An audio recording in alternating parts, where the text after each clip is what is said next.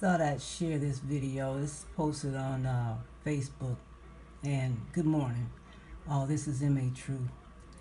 You know, we all got our opinions about voting, but the fact of the matter is that the system has always been rigged. It's always been rigged. They rigged it when they put their white feet on these shores, but I'm not going to go there because I'm still drinking coffee and trying to chill out this morning. But I want you to check this guy out. Listen to what he says. For those of you who have taken the time to study civics, political science, and history, you already know. But there's many who don't know and don't comprehend. So I hope this helps you out. Check him out. What's good? My name is Charity Crawford. If you live in America, there's a 99.99999% chance that you have never voted for the President of the United States. Every 4 years, there are only 538 people that actually vote for the President. You are almost certainly not one of them. So that thing you do in the voting booth every 4 years is not you electing a president.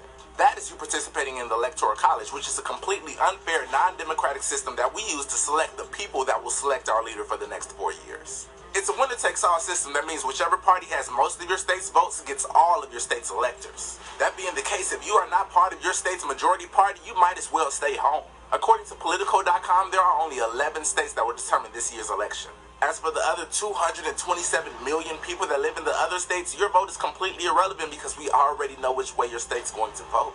And even if you do live in one of those 11 states, again, your vote is completely irrelevant if you are not a part of your state's majority. So yeah, if you think all of this is completely unfair and stupid, it's because it is. Let's be clear. America is not now, nor has it ever been, a democracy. America is a constitutional republic. That's why the Pledge of Allegiance says, and to the republic for which it stands. The forefathers designed our country this way. In an actual democracy, the citizens would directly vote for every single decision that was made. So like before the Iraq War, for example, there would have been a huge internet poll that might have said, should we go to war? Check yes or no, and whichever had the most votes would be what we do. But in a republic, we select leaders that make all these decisions for us. Now, don't get me wrong, a republic is actually a very good idea, because in a true democracy, every decision would always go to the majority, which would suck. Like, let's say, for example, we had to vote on issues about race. Well, since our country is 64% white, those decisions would always go in favor of white people simply because there's more of them. So it makes sense to have a republic so that the leaders that represent us can be a little bit more diverse than the population itself. That's pretty cool. Except for the fact that we don't do that at all. Although our country is 64% white, our Congress is 80% white. Although our country is 51% female, our Congress is 80% male. And although 13% of our country is not religious at all, 92% of Congress is Christian. We might as well be in a white male Christian dictatorship. Oh, I'm sorry, a rich white male Christian dictatorship, because although the average American income is $51,939, the average net worth of a congressperson is $1 million. In fact, there are only 9 presidents ever who are worth less than $1 million, and like, barely. So the point is, democracy is supposed to be about the people. Well, the guys that make the rules in this country don't reflect we the people at all. The fact is, if you are not a rich white Christian male, then the people on Capitol Hill cannot relate to you. Like, you think they understand poor black Muslim woman concerns? Like, of course not. This ain't no democracy. What you mean?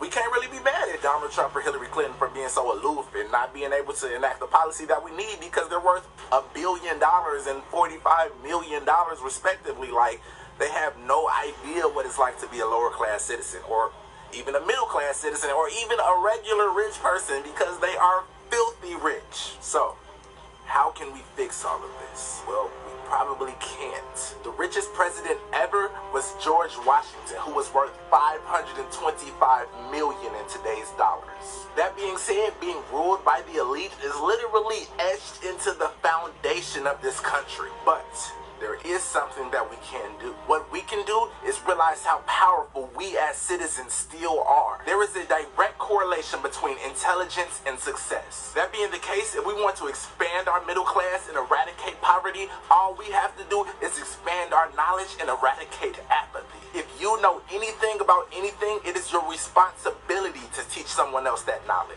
Start a community outreach program or an after-school initiative that teaches empathy and concern for others rather than trigonometry. You do not need a degree in education to teach. I dropped out of college, and through these videos, I've educated more people than every teacher I ever had combined. If we want to have a perfect utopian society, that can happen. The only thing we need is more knowledge, more empathy, and more faith in ourselves. We have the internet, people. 90% of everything there is to know about anything can be found right on that phone in your hand right now. You are literally a Google search or a YouTube search away from infinity. Teach someone, love someone, and remind someone that they are limitless. After that point, the world will heal itself. I love you. I like that. Good information. And it's in their own books. If we just pick up a freaking book, read that sucker. Okay?